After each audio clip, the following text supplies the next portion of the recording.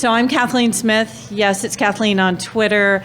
I created Higher Ground 7 years ago. It is just an absolute wonderful thing to see so many people show up here to invest in themselves as far as what is going to happen with their career and why am I struggling and is everyone else struggling, and coming here and being able to find out that everyone is struggling.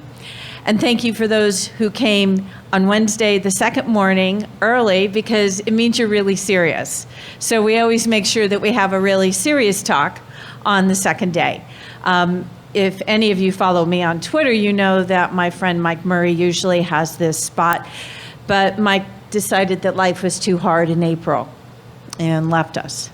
So we have a memorial in the back, but that is actually for everyone we've lost. And so if you have someone you've lost over the last 2 years, you're welcome to write a note about what you miss about them. Sorry, I keep promising myself I won't cry, and I do. So it was really, thank you. So it was really hard to find someone who could talk about management, because that is what we always talk about on the second day. First day, we really talk about sort of career search and challenges and how to make things better and how do we stand up to the challenges that we're facing. So I was really excited when Tom submitted his talk, and I went, yay! We have so many great managers in our community who have learned through their mistakes and through their opportunities and their challenges, and are willing to put it together in a talk and share with you. So Tom, thank you for being here this morning, and really looking forward to your talk. And remember to talk into the mic, because we have an audience at home. Well, thank you, Kathleen. Much appreciated, and thank you for having me.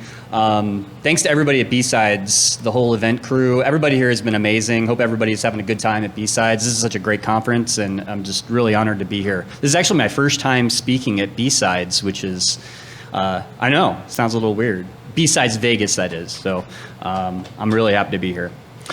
So before we get started, I want to ask, how many of you are current managers? Okay, a large amount. How many of you are new managers? So like you just got started? Okay, all right, we've got several. Ah, okay, excellent. Yeah, because I was going to say that, welcome to the world of spreadsheets, meetings, and email. Yeah, so you know, right. Well, there's more to management than just spreadsheets, I assure you, but welcome. And how many of you are kind of aspiring managers? You want to be there one day? Tim, I know you do, of course. Right, a few of you? Okay, awesome. Well, don't run away scared, right, by some of the things I'm going to be talking about. As you can see on the agenda here, there's a lot of material that I'm going to kind of cram into a 45-minute session. That's why we're calling it kind of a one-on-one session. I want to take you kind of through my management journey and some of the things that I've learned over the years, some of the failures I've made, and also just some of the concepts that I've come to learn, which hopefully you can take something out of this talk, and then you can apply it in your daily job. So if you could do me a favor, think of like 3 things that you can take away as I go through the presentation, and then think about how you can apply that when you get back to your job when you leave Vegas. So a little bit about me. So my career journey started, about 17 years ago. After getting out of the military, I served in the United States Marine Corps. I was probably in the best time that you could be in the military. So from 1993 to 1997, it was between the desert storms, the desert wars. So not a whole lot going on, even though I was in infantry as well. My recruiter lied to me, so that's how I ended up in infantry. Had to meet the quota, I guess. But after I got out of the military, went to school, started getting involved in IT type work. So I started out on a help desk, did vulnerability management. I was the server guy. I was running networks and servers and all of that. And I was presented with an opportunity to join the very first InfoSec team. I know I say InfoSec. I'm saying that because I'm old, right? Information security was before cybersecurity. And so I got the opportunity to start this department. I was the first hire, And I helped build an information security policy. I got to do all kinds of things, identity management. I was exposed to things I had never been exposed to before.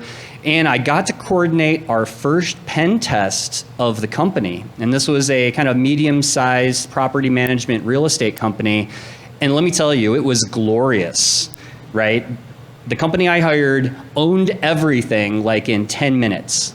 And I loved it. I loved every minute of it. And of course, my manager at the time is like freaking out, thinking, oh my gosh, they've got access to all this data. We're so vulnerable.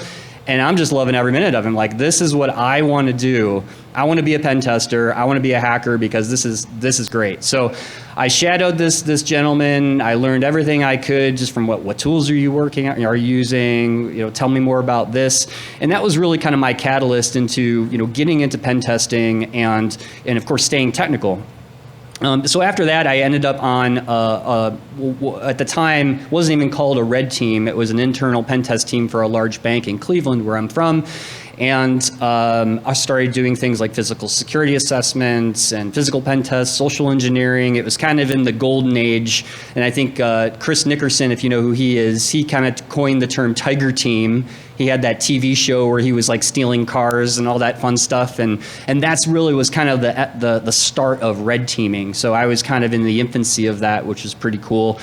And then one day I left the bank and I was consulting, and I left the bank because those of you that worked in finance or a bank, they're like dinosaurs, right? Very slow moving, takes a long time to fix and make changes to things. So I went into consulting, which was the complete opposite, right? You're seeing different networks, different clients, the good, the bad, the ugly. It was very exciting. Until one day, my manager at the time said, hey, I'm taking a new position within the firm. I'm going to head up like research and development. And so that opens up a position in management. And I said, first thing I said was, does it pay more money? And he said to me, no, but we can change your title. And I'm like, okay, great, I'll take it. And in that kind of discussion with him, I thought about like, well, do I really want to go into management when I'm a technical person? I'm a pen tester. I really like the technical aspect. And he said, well, don't worry, you could do both. And I said, all right, great, I'll do both. And I did both for a while, for almost 4 years. I was a principal consultant, still doing pen testing, still doing consulting, but also managing a team of pen testers. Eventually, though, I got to the point where I felt burnout. I was getting burned out, and I needed to make a change. And so I left the consulting gig that I had. I went to Veracode and became a manager, where they told me, we don't want you doing any pen testing. We just want you doing management. And so that was, unfortunately, the last time I did a pen test was those many years ago.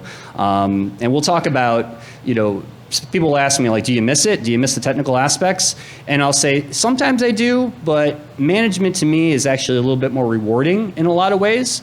And we'll talk about that too in this talk. But throughout that, those experiences have led me to Bishop Fox, where I was a practice director and now an AVP of consulting, where I now deal with different things at the executive level. So maybe one day I'll be doing a talk on executive and director level type stuff. But yeah, it's been a journey, a great journey, and I'm glad to share some of this with you today.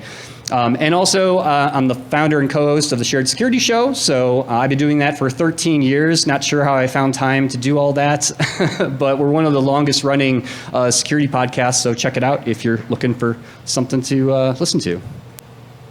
So this presentation I really put this together to make us better leaders and managers. And I've kind of laid out three things. You'll hear three themes in this talk, and they're all about conversations and about communication. So one, how can we improve as managers amongst ourselves and as our peers, right? It's important to talk to each other about ways we can be a better manager. And this is one of the reasons of this talk. We're here, we're talking about it, we're listening, and hopefully we're gonna be better because of it. The next one is having conversations with our teams. So seeking feedback of how am I as your manager? What type of feedback do you have for me? How can I do my job better? How can I help you? That's one thing that we'll be talking about. And then having more conversations with our teams about communication, or I'm sorry, about career conversations, because that's something that I find that we forget about. We get so busy in our day-to-day, fighting fires and what's the next thing we need to talk about on our one-on-ones, and it's typically, whatever the current fire is. But what I'm saying is we need to take a step back and really start having more career conversations, because our employees are asking for those. They need our help, they need our guidance and our coaching on how to take their careers to the next level. So this is important, and there was a really good talk yesterday. Wes Shepard gave a talk on failing upwards, which I highly recommend you check out. It'll be on the YouTube, and great talk. But you're going to fail. Your teams are going to fail, and that's okay. I think we have to embrace failure at some point, because that's how we learn. That's how we get better. And I've made lots of mistakes and lots of failures in my career. And honestly, early on, I would get pretty upset with myself that, especially with one thing I think a lot of hiring managers will understand: if you make a bad hire, if you hire somebody and you end up having to let them go, say after a couple weeks, in my case, it was literally a couple days that I had to let somebody go that I hired, that hurts. That really stings, and you kind of take it personally. But over time, I've kind of learned to just not take those things so personally. I'm human, I make mistakes, we all do. But I look back and I think, what did I learn from that experience? And how can I do my interviewing? How can I do my hiring processes? How can I do a better job? And I will say that I think over the years, I've done a better job of hiring people because of those failures and because of those bad experiences. So, but failure is really the way that we learn and improve. So who's Grace Murray Hopper fans here? Yes, she's an incredible leader. I love this quote from her. You manage things, you lead people. A little thing about Grace Murray Hopper. Way back in 1947, she actually her and her team coined the phrase debugging, and they actually found a moth that was stuck in a relay, which was stopping the operation of the computer. And computers back then, 1947, you can imagine it's like this entire room, right? And then they took the moth out and they actually wrote a note that said, "First actual case of a bug being found." I thought that was really cool. So back in the 40s. But what I like about her is that she's absolutely a technical powerhouse, right? She's done so many things for the industry, but she's also an amazing leader. She's an admiral in the U.S. Navy, right? She's managing people, large teams of people. And so that's a little thing I like to call out about her that inspires me as someone that's been technical and now moving into management and managing large teams. So hopefully she's someone that can also inspire you as well. So let's talk about the problem with management. First thing I'll say is it's definitely the hardest and most challenging job that I've ever had, because of all the things that I have to deal with, especially with people, but it's also the most rewarding job that I've had. I thought getting 50 shells on my screen from popping boxes and accessing sensitive data, that's a huge rush.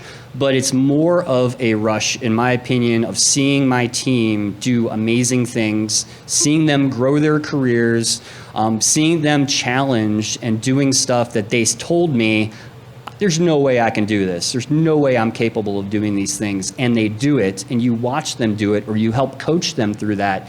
And that is an experience that I don't think I could ever replace. It's absolutely amazing. The other thing about technical teams is that it can be a little bit different, because I think as pen testers and hackers, there's definitely the introverts versus the extroverts, breakers versus fixers, right? We've got communicators and non-communicators. Pen testers and security consultants are an interesting bunch. So sometimes you have to adapt your leadership style to those different personality types, and we'll talk about personality types in a little bit. But coming from a technical background, jumping into management, it can be very challenging and very difficult. And so I'll share some of the stories around that here coming up. So do we all know the difference between a boss and a leader? So a boss is, I'd say, more on the negative side of things, right? And I kind of put together just some differentiators just so you can see. But a boss really is about driving employees, right? And a leader is more about coaching. And we'll talk more about coaching in a little bit. But I did want to call out one thing in this. Who has ever had a manager take credit for work that you did? Isn't that the worst, absolute backstabbing thing anybody could do to you? I've had it happen to me too, and it's absolutely awful. So I kind of look at these differences. You know, a boss uses people, they take credit, but a leader develops people and gives credit. And I think that's the one thing to take away from like this slide, and just think about the bosses and the managers well, not bosses, maybe bosses that you've had in the past. We all remember the good ones, but we also remember the bad ones that maybe we even left an organization because we had a really bad manager. So what is your role as a leader? And speaking of kind of bad bosses, I know there's a funny movie about that too, but how many of you had a micromanager? Oh, another one. That's really bad, right? Just horrible. I've had those too. I had one manager that hovered over me back when we were working in offices and, you know, make sure, are you done yet? Are you done yet? Are you done yet? And like stuff that drives you crazy. But we don't want to be micromanagers, right? As a leader, you're really there to guide and facilitate your employees. You're not there to hover over them. And you know, thinking about how often we're talking to our direct reports. So we'll talk about one-on-ones and the importance of that in a minute, but we really need to keep having those conversations about their jobs, about their role, and really encouraging them to do the best that they can in their job. And a lot of that comes down to setting the right expectations. So I find that employees don't like to ask what's expected of me. They want to hear from you, typically. So we'll talk about expectations in a little bit, but I found some ways of how you can communicate those expectations a little bit better, where you're not sounding maybe so forceful or, you know, like a dictator, right? But there's things that we can do to help that.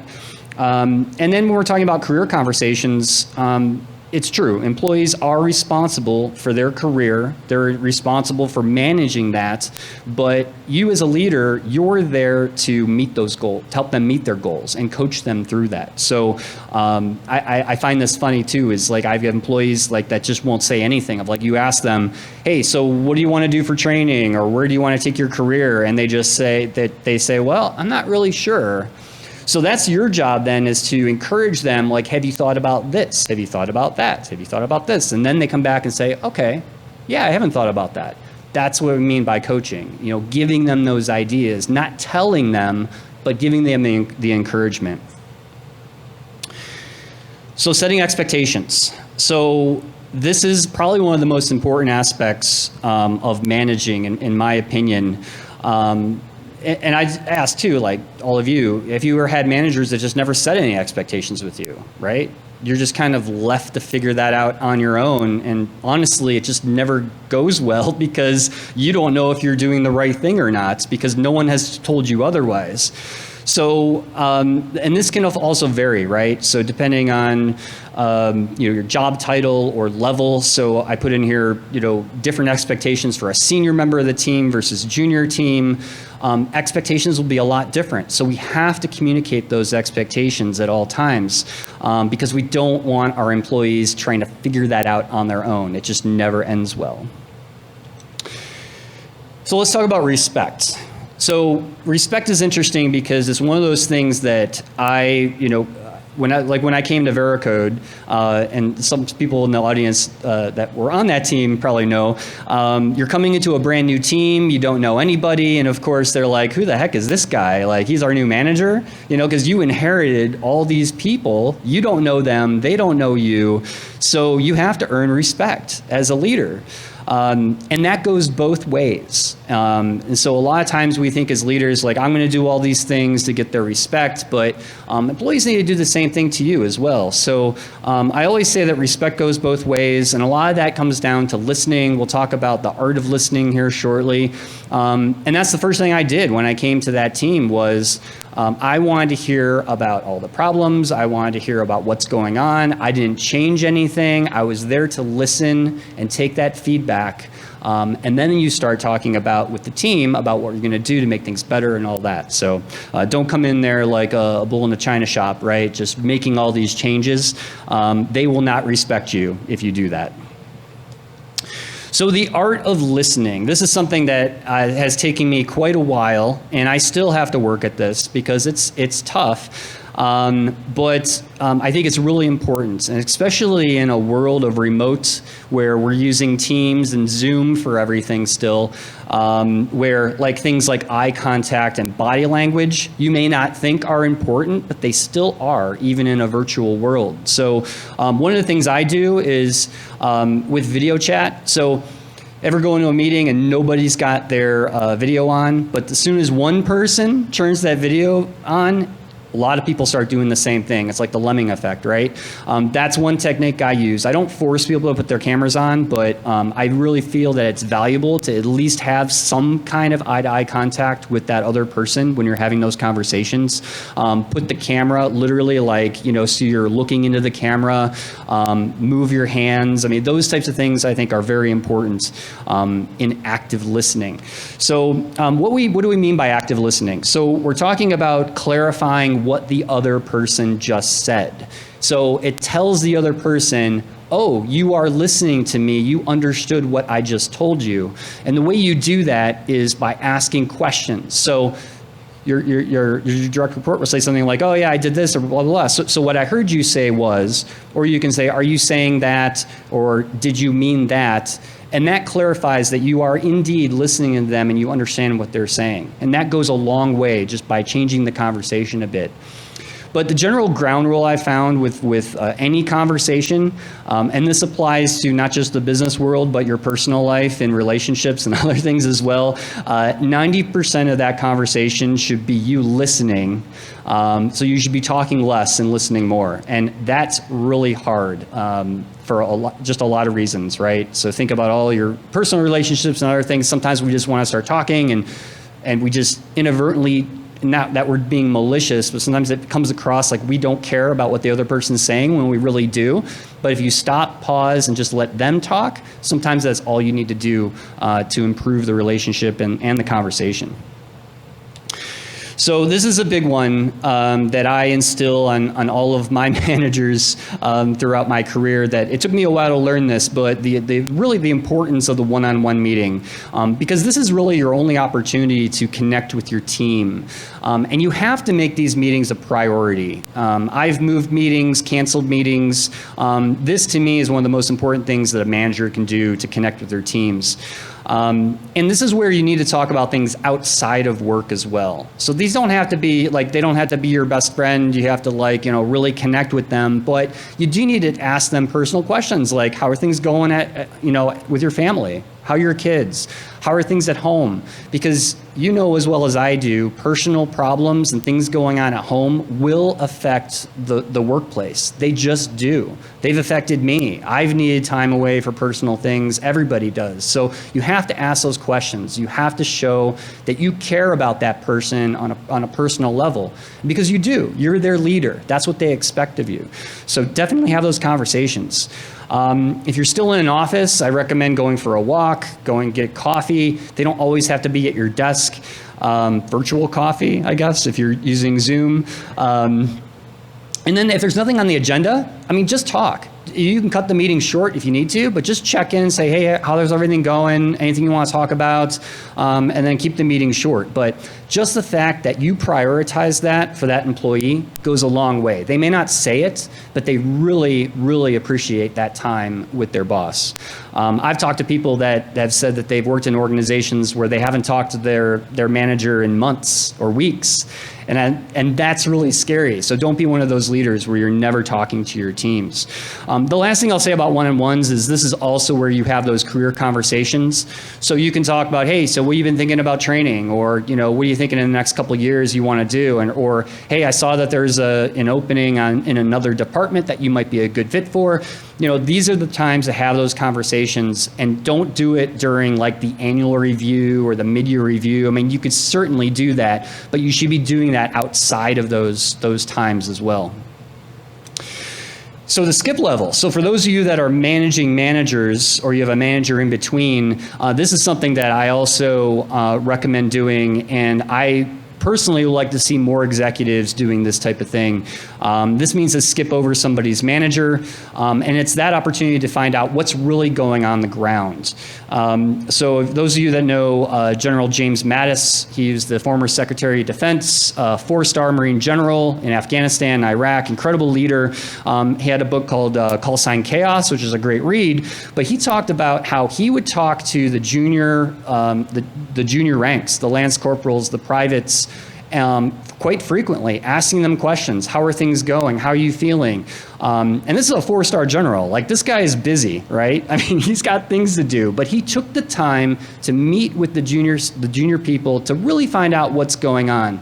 And since I've been doing this, especially in a director and an executive position, I've actually found out things that my managers didn't even know. Like, I had a case of a bunch of people were having laptop issues. Like, they weren't telling anybody that we had this patch that was rolled out, and nobody knew, but they told me, and I was able to fix it. And I wouldn't have known that, and my managers probably were oblivious to it, but because I had that skip level, I found that out. So the last thing I'll say about this too is set expectations on why you're meeting with them, because sometimes when they get an invite from somebody higher up, they're like, uh-oh, I'm in trouble. What did I do? The executive or director wants to meet with me. But literally put a sentence like, hey, I just want to meet with you, see how things are going. You're not in trouble. It's cool. But set that expectation with them. It really means a lot. So what makes a great team? Let's talk about these 4 things. These are 4 areas that I found in my career that make an incredible team. And the first is diversity. So this has been proven. There's tons of studies you could probably Google and find on this, but diverse teams are the best teams.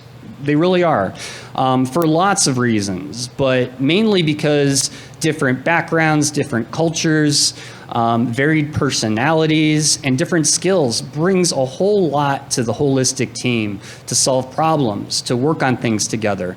It really is the best. I've been honored to be working with so many diverse teams in my career, and I can tell you that all of them have eventually been high-performing teams, and I really believe it's because of the diversity that we had on that team.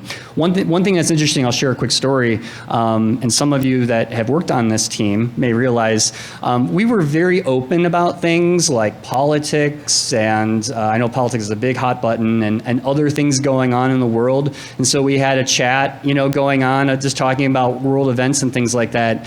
And I found it amazing that despite political differences and different opinions, everybody could come together and have respect for everybody else's views.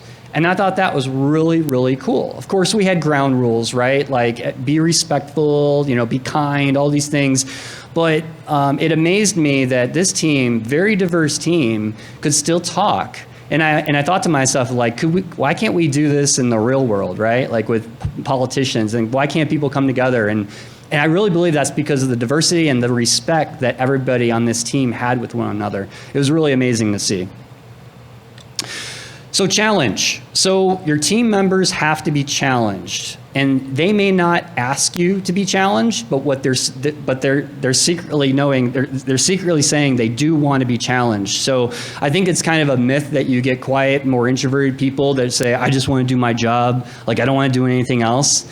And I found that they actually want to be challenged, but no one has actually challenged them in the past. They probably never had a manager or a leader that said, hey, I want you to do this project because I think you can do it. I know you don't think you can, but I know you can.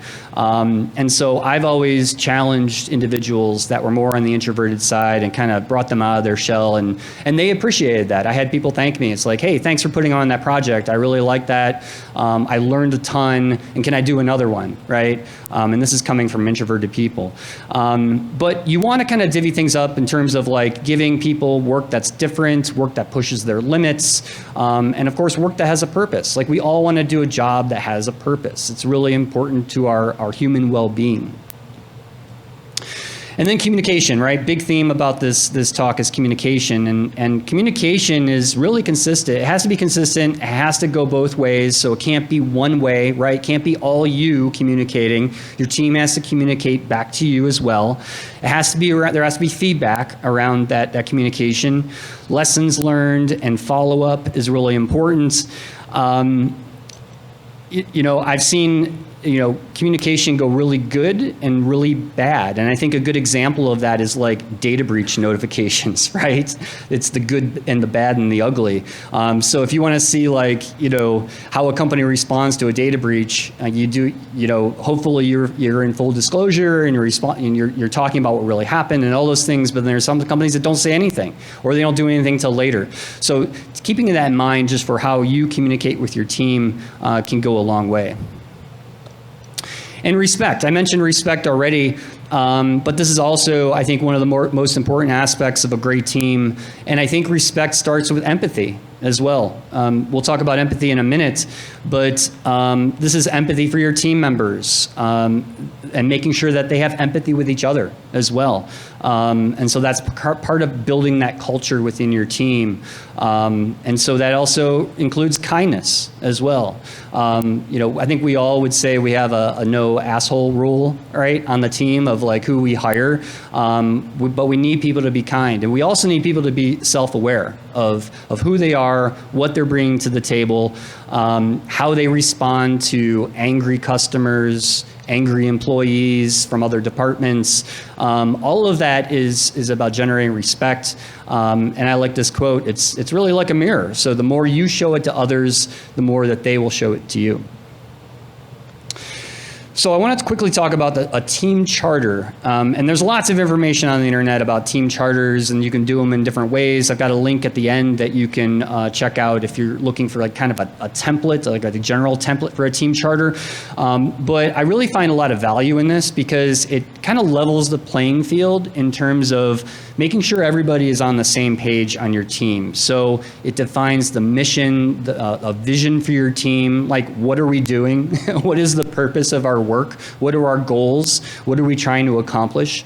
Because you'd be surprised. A lot of people, they don't know. They know they're doing a job, but they don't know why they're doing that job. So as leaders, we're here to define that for them and set them in the right direction, right?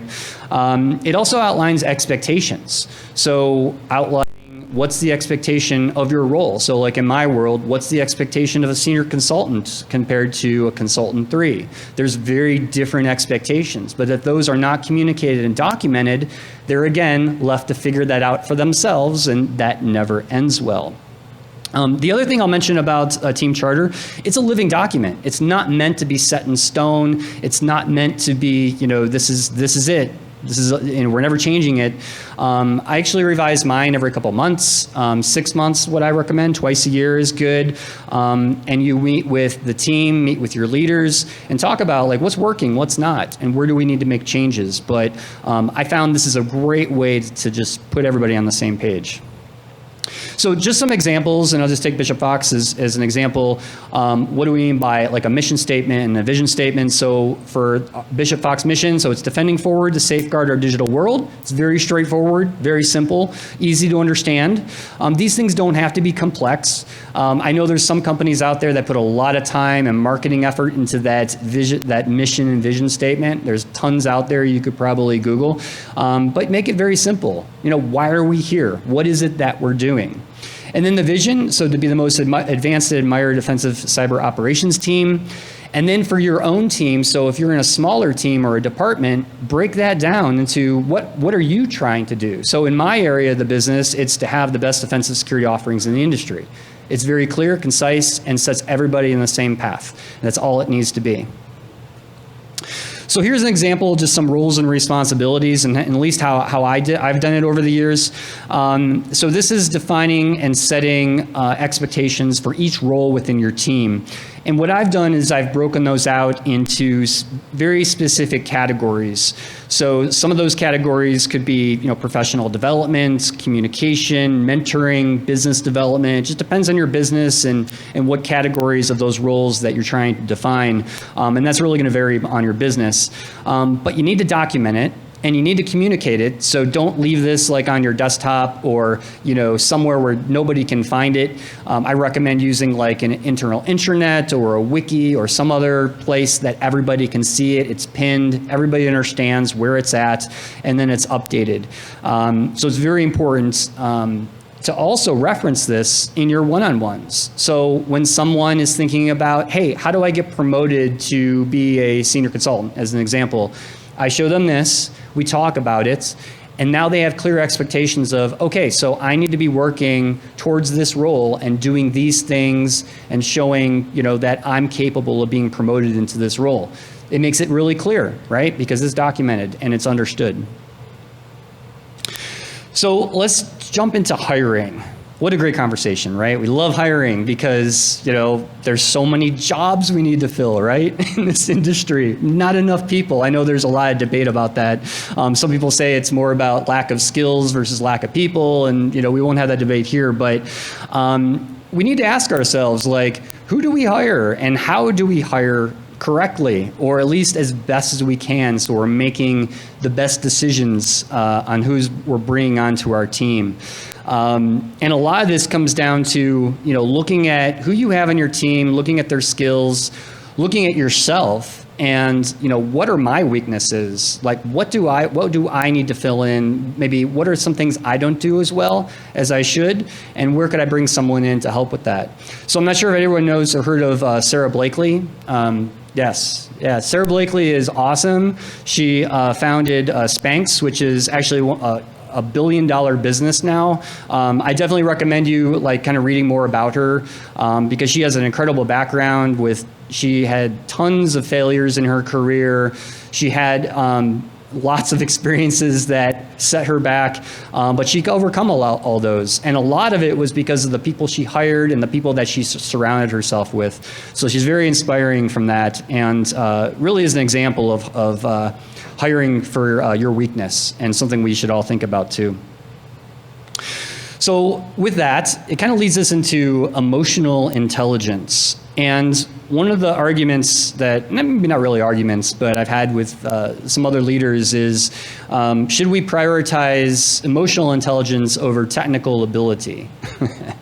That's a good debate, right? Because we need people with technical skills to do the technical jobs, but we also need those people to have, people skills, right? They need to be able to communicate. They need to have empathy. They need to know, they're not going to get angry at every little thing, right? They had to have self-control, all those things. So in my eyes, I kind of value EQ a little bit over technical skills, because I look at technical skills, you're coming in the door with those, and those can probably learn and adapted, and that's great. But I'll value the EQ a little bit more, and it's something that I focus more on during my interviews. That tells me a lot about a person and if they're capable of doing the job and doing the work, even from a technical ability, because of those people skills. They're still very important. The other thing you'll find about emotional intelligence is it actually increases with experience. So as you kind of grow your career as a leader, you'll kind of find that you'll be more empathetic. You'll develop better social skills. I found that myself, especially with empathy. That was something very hard for me early on in my career. And now I can say that I'm doing it much more, I'm doing it a lot better than I used to, because it's something that can be learned and improved on. So you may think you don't have a lot of self-awareness as an example right now, but that can change if you put some effort and time into it. So let's talk about self-awareness. So this is about recognizing how our emotions affect our performance. So do you let your emotions get the better of you, right? Do you get angry and then kind of freak out and then need to go away and, think about what you just did, right? Go into the corner, right? You've done something bad. But think about your team. Do they know their limits and their abilities? This is hard, right? Everybody has a different level of self-awareness, so we have to think about that, and we have to coach our team through that as well. One thing I know we talk about a lot about on our teams is burnout. How do you know when you're burned out yourself, but also how do you know and identify when one of your employees is burned out? And a lot of that, again, is about asking questions, right? Don't assume that your employee is going to come to you and say, I'm burned out, I need time off, I need to do something different. 9 out of 10 times, they're not going to say that to you. It's you that has to ask that question. You have to phrase it in a way where you're coming across with kindness, with caring, and really understanding, where they're at. So there's some things that we could think about when you consider burnouts and some identifiers of that, but it really comes down to asking questions. Self-regulation. So this is about controlling or redirecting one's disruptive impulses. So especially in a professional setting. So have anybody ever seen someone completely freak out on the job and start yelling, screaming, just totally unprofessional behavior? I've seen it on conference calls. I remember this one conference call I was on where a customer literally started swearing at a salesperson and just going completely off. And the salesperson was just like, I'm sorry, but that is inappropriate. I'm pretty offended by this. I think you should give me an apology. And the customer is like, I'm sorry, you're right. I freaked out. I'm sorry, I didn't mean to swear at you. But those types of moments, somebody has lost self-control, and for whatever reason. And so we have to think about that of, could our own team members do that, right? And so one thing I want to mention too is change. Who likes change? Some people thrive on change, but most of us as humans hate change, right? That's just in our nature. We don't like change. Well, guess what? When changes happen in the organization, you and your team members are going to go through change as well. And so there's some techniques that you can do to kind of help your employees through that change. One thing I recommend is this change cycle. I had some training on this a couple of years ago, and I thought it was amazing. So, thinking about loss, doubt, discomfort, discovery, understanding, and integration, those are the stages that everybody goes through with any kind of change, personal, business, whatever it is. But check that out and think about how your team and you handle change in your organization. Social skill. So this is about managing relationships. So how do your team communicate and interact with others? Can they influence and persuade in a positive way, right? Maybe not social engineering for manipulation, but actually persuading people. So this is a skill that people can learn. Do they delegate? Do they support others on the team? This is all about social skill. This is another one where I think introverts kind of get a bad rap here. Just because someone is quiet or a little more introverted doesn't mean they have no social skills. Sometimes they just need a little bit of push. Sometimes they just need communicated to and talked to, and they'll start communicating. So. And this is the big one, I think, empathy. This is something that we all struggle with at some level. But how often do you put yourself in somebody else's shoes? Do your employees take an active interest in the concerns of their other teammates, their other employees, others outside of your team? I know in the consulting world, there's kind of the salespeople. We don't like talking to them. We don't want to be part of sales, right? And some of that comes from lack of empathy. We don't really understand their job. We don't understand what they do. Maybe we didn't even take the time to ask or understand their job. So we need to think about that of how can we have more empathy with each other, and that can make a huge difference. But it's hard. It's something that everybody needs to work on. And frankly, I think that lack of empathy is a huge problem in the world in general. And it's probably a big reason why we have so many issues going on with politics and all these other things, because of that lack of empathy. And we need to change that. Motivation. So we're going to talk about motivators here in the next couple slides, but this is important, right? So being driven to achieve for the sake of achievement, right? I like this this motivational poster, right? Work harder or we'll fire you. I like the motivational ones better. Yeah, definitely. But when hiring people, we have to ask and think about what's going to motivate them. And I will tell you that it's not always about money. That's always the first thing people say. It was like, well, we'll just pay you more, we'll give you a big bonus, and that's all you're going to need. Well, people want a lot more than just money. And it comes down to what motivates them. And we'll talk about some different ways that people like to be motivated that hopefully you can look at back at your team, on your teams, and help them get motivated. So talking about interviewing, so I wanted to share a couple of my favorite questions that I like to ask to kind of call out EQ and see what level they're at in terms of their level of EQ. And this starts with things like asking them what's their passion. So how do you define success? Define an environment which you would not thrive in. That's always a good one, right? And usually they'll talk about like maybe their current environment or their current job role and ask them, we'll talk more about that. You know, what would you like to see in this new role? What are you most proud of? I love that question. And a lot of times it doesn't have anything to do with work. It's like, you know, I'm most proud of my kids, or I'm most proud of, I got this trophy when I was on this baseball team. I mean, like, it could be anything, but it gets them talking, and you really get to understand a person and their personality by just asking questions like that. But my favorite question of all is kind of a twist on the, you know, what's your weakness question? Because everybody hates that, right? What's my weakness? Yeah. Well, ask this next time is, what's the biggest misperception that people have of you? And every time I ask that question, they'll say, that's interesting. I haven't thought about that. And you will get some very creative answers to that kind of pull out some weakness, right? But also gives them a chance to really think about how they're going to answer that question. So it's not a trick question. It's not meant to stump them or anything, but really meant to get them to think.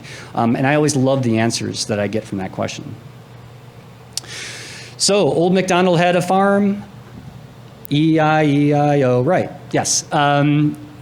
I will not quit my day job being a singer. But Old MacDonald had a farm. This is an acronym that you can use, which stands for E is energy and enthusiasm. So thinking about these things when you're doing the interview, are they passionate, excited, energized about your work? I mean, the worst interviews in the world are when someone comes in just like they look bored, they don't want to be there. I think we've all experienced that. You want someone that's energized, ready to go, they're excited about the job. That's the first thing you look for. Intelligence. Are they smart? You can usually figure this out pretty quickly just in like 5 minutes of a conversation. You're not giving them a test, right? Of course, there may be things they'll be doing on a technical aptitude test, or they're doing like a mini pen test in our world or something like that to show technical skill. But you want to look for intelligent, right? Do they know what they're talking about is the bottom line. Experience. Have they been in similar roles? What have they learned? So ask them questions like, what did you learn in your next role? How is that role going to help you in this role? And seeing how they answer. Integrity. This is an absolute requirement. If you have a candidate that doesn't show integrity, is either you catch them lying, you catch them cheating, it's an instant no, right? You cannot have people with a lack of integrity on your team. And then organizational fit. So this is about culture. So everybody should hopefully know the culture of your organization. And are they going to fit personality-wise? It's really important. You don't want to bring someone in there that's going to just, like a bull in the china shop, going to start, you know, wrecking havoc. You've got to keep that culture. So we have to keep that together. So the other thing I'll mention here pretty quickly is this thing called the 20-60-20 rule. Has anyone heard of this before? This is a pretty cool technique to kind of identify where your team is at. So for example, the top 20 drive 80% of the results, which is your positives, and the bottom 20 fall under two categories of negatives. So they're either skill-based issues or there's attitude behavior issues. But 60% make up most of your staff. And so we'll talk about in a minute here about where you need to spend your time in terms of your team. So the top 20, they're already self-motivated. You probably know who these people are in your team. They're your high performers. you still need to spend time with them, but not as much as you would expect because they're already doing the job that you want them to do and more. You should spend the least amount of time with the bottom 20. And we'll get to why in a minute, but that's the least effective of your time. But the best use of your time is to spend time on that middle 60 because they have the most potential. They can grow into that top 20 and really makes up the bulk of your team. So how do you identify the top 20? Well, like I said, these are your stars. You know who they are. They're self-motivated. They're always coming to you with, situations that they want to be involved with. They're solving problems. They're just on it, right? They know what they're doing. You love having them on the team. You can give them any project. They excel at it. And these are the people that we obviously want to keep around, right? They're your high performers. The middle 60, these are your kind of good, loyal workers, right? They just need to know they're doing a good job. They need sometimes a little bit more feedback. They're more of your followers than your leaders in an organization, and that's totally okay. Sometimes they avoid taking risks, and they just want to play by the rules. What's interesting about the middle 60 is that they're kind of torn between following the top 20 and listening to the bottom 20. So we'll talk about that in a second. So your bottom 20, this should be pretty clear as well, right? They're the ones questioning authority. They complain about the company and what the company is doing. They enjoy playing the victim, right? And they have really just a poor attitude about everything. And then they're just difficult to engage in dialogue. What I find interesting about this is that sometimes these are the high performers that have a bad attitude. And these are the ones that kind of become, I'll call it a cancer here in the next slide, but in your organization. And they kind of need to be removed eventually if they don't change. So what do you do with the top 20? So you challenge them, give them interesting assignments, reward learning and encouragement. And then these are great for mentorships, right? Pair them with other high performers in the company executives, even pair them with people from outside the organization. What do you do with the middle 60? So these are the backbone of your team. So you want to create an environment, where they feel valued. You're rewarding them for learning. And again, thinking about mentorship, pair them with other high performers as well, maybe some of your top 20, and see how they can be developed. Bottom 20, they can be a cancer, right? They need to be removed if they don't change. I kind of go with the 3-strike rule, right? You give them 3 chances to improve, come to you with solutions, or they're out, right? Unfortunately, people in the bottom 20 just negatively influence the organization. We've all had them.